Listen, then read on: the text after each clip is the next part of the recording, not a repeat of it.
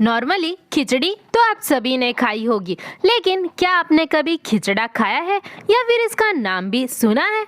अगर नहीं तो आप एकदम सही वीडियो में आए हो। आज मैं आपको बताऊंगी एकदम हेल्दी और पौष्टिक ट्रेडिशनल गुजराती खिचड़ो कैसे बनाया जाता है, जो खाने में टेस्टी तो है ही, साथ ही में एकदम हेल्दी भी है, जिसे खाने के बाद में आपको कुछ और खाने की इच्छा ही नहीं होगी। तो चलो देखते हैं ट्रेडिशनल गुजराती खिचड़ो बनाने की रेसिपी।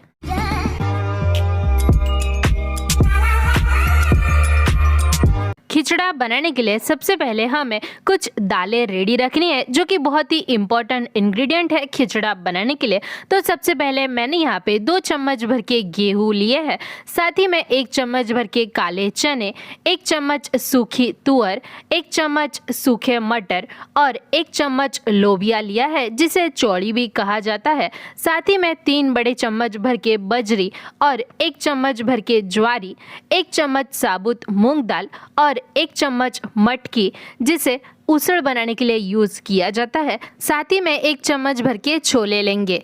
अब आपको लग रहा होगा कि इसकी क्वांटिटी तो हमने बहुत ज़्यादा कम ली है, लेकिन आप टेंशन बिल्कुल भी मत लीजिएगा, क्योंकि ये सब मिला के जो बहुत ही अच्छी क्वांटिटी में हमारा खिचड़ा बन के तैयार होगा।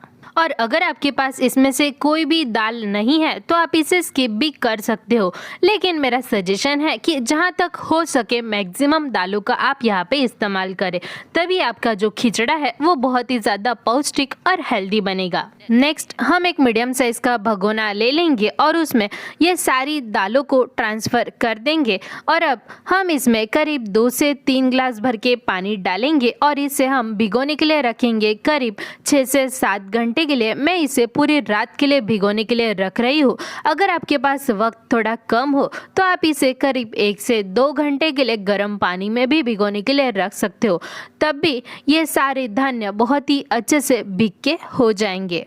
तो अब हम ढक्कन ढक देंगे और इसे पूरी रात तक ऐसे ही छोड़ देंगे। नेक्स्ट मॉर्निंग अब हम इसका ढक्कन खोल के चेक कर लेंगे।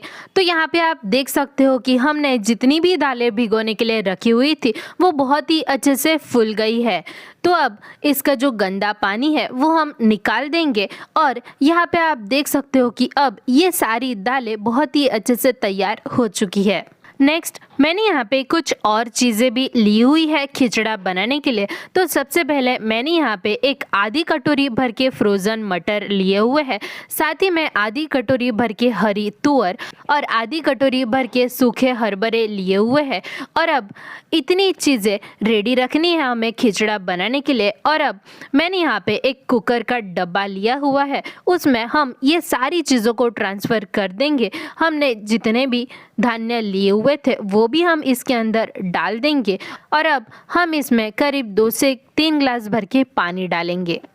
अब मैंने यहाँ पे एक बड़ी साइज़ का कुकर लिया हुआ है और हम गैस का फ्लेम ऑन कर देंगे और आपको कुछ इस तरह की एक रिंग रखनी है ये कुकर के अंदर और हमें इसमें करीब 2 से 3 ग्लास भर के पानी डालना है। रिंग डूबे उतना हमें इसके अंदर पानी डालना है। और अभी हमने जो कुकर का डब्बा रेडी करके रखा हुआ है वो कुकर का डब्बा हम इसके अंदर रखेंगे और इसके ऊपर ढक्कन ढक देंगे और अभी कुकर का भी ढक्कन ढक देंगे और करीब 3 से 4 सीटी बजने तक इन सबको हमें अच्छे से पकने देना है। A few moments later. अब करीब कुकर की 3 सीटी बज गई है और मैंने कुकर के अंदर से ये डब्बा निकाल दिया है और यहाँ पे आप देख सकते हो कि सारी दालें बहुत ही अच्छे से पक चुकी है। अब हमें इसे बिल्कुल भी पकाने की ज़रूरत नहीं है। जब हम इन सब दालों को पहले ही ऐसे पका लेंगे तब ये बिल्कुल भी कच्ची भी नहीं रहेगी और जब हम खिचड़ा खाएंगे तब दालें हमारे मुंह में भी नहीं आएगी। इस वजह से हमें इसे पकाना बहुत ही ज़्यादा इम्पोर्टेंट है। नेक्स्ट मैंने एक भगोना लिया हुआ है, उसमें हम डालेंगे करीब 3 कटोरी भर के चावल। यहाँ पे मैंने कोई बासमती चावल का इस्तेमाल नहीं किया है। यहाँ पे नॉर्मली हम जो खिचड़ी बनाने के लिए चावल का इस्तेमाल करते हैं वही चावल का आपको भी इस्तेमाल करना है।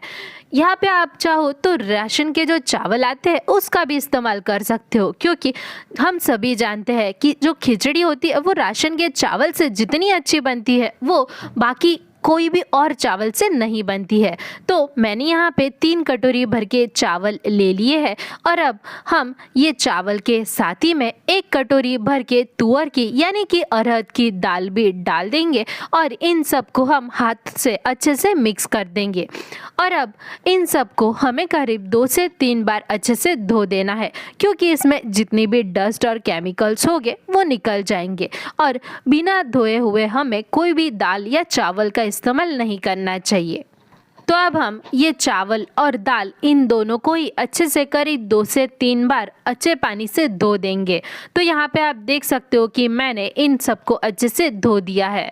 नेक्स्ट मैंने यहाँ पे खिचड़ा को तड़का देने के लिए कुछ चीज़ें रेडी रखी है। तो सबसे पहले मैंने यहाँ पे 1 मुट्ठी भर के कच्ची मूंगफली ली है, साथ ही में 1 मीडियम साइज़ का प्याज जिसे मैंने रफली कट कर लिया है, साथ ही में 1 मीडियम साइज़ का आलू जिसे भी मैंने रफली कट कर लिया है, और मैंने यहाँ पे 3 से 4 तेज पत्ता और 3 से 4 सूखी लाल मिर्च ली हुई है, और सबसे लास्ट में मैंने यहाँ पे 5 से 6 कड़ी पत्ता भी ले लिया है। हमें इतनी चीज़ें रेडी रखनी है खिचड़ा बनाने के लिए। तो चलो अब हम फाइनली खिचड़ा बनाते हैं। तो अब हम खिचड़ा को तड़का देने के लिए एक बड़ी साइज का कुकर ले लेंगे और अब हम इसमें 4 बड़े चम्मच भर के तेल डालेंगे।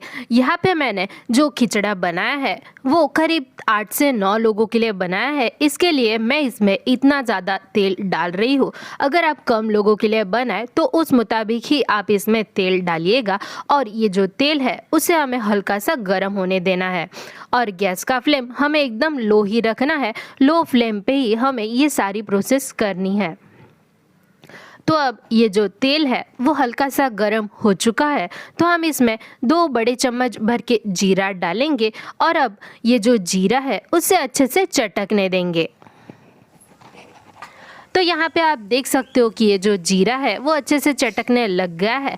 तो हम इसमें आधी चम्मच भर के हींग, 2 से 3 तेज पत्ता, 3 सूखी लाल मिर्च और 3 से 4 कड़ी पत्ता डालेंगे और इन सबको हमें करीब 20 से 30 सेकेंड तक अच्छे से सौते करना है एकदम लो फ्लेम पे। नेक्स्ट हम इसमें 1 मुट्ठी भर के कच्ची मूंगफली डालेंगे, साथ ही में हमने जो आलू और प्याज दोनों को ही रफली चॉप करके रखा हुआ था वो भी हम इसके अंदर डाल देंगे और इन सबको हम अच्छे से मिला देंगे। और प्याज का कलर सुनहरा गोल्डन ब्राउन कलर का नहीं हो जाता तब तक से हमें इसे अच्छे से पकाना है एकदम लो फ्लेम पे करीब 3 से 4 मिनट तक। A few moments later. तो चलो अब हम इसमें सब सूखे मसाले भी डाल देते हैं। सबसे पहले हम इसमें 1 छोटी चम्मच भर के हल्दी पाउडर डालेंगे, साथ ही में 2 छोटी चम्मच भर के कश्मीरी लाल मिर्च पाउडर, 2 छोटी चम्मच भर के धनिया पाउडर, और इन सबको हम अच्छे से मिला देंगे। और अब ये जो खिचड़ा है उसके टेस्ट में 4 चांद लग जाए उसके लिए हम इसमें डालेंगे 1 छोटी चम्मच भर के बिरयानी मसाला। यहाँ पे आप कोई भी ब्रांड का बिरयानी मसाला यूज़ कर सकते हो। मैंने यहाँ पे एवरेस्ट का बिरयानी मसाला इस्तेमाल किया हुआ है। और अब इन सबको हम अच्छे से मिला देंगे।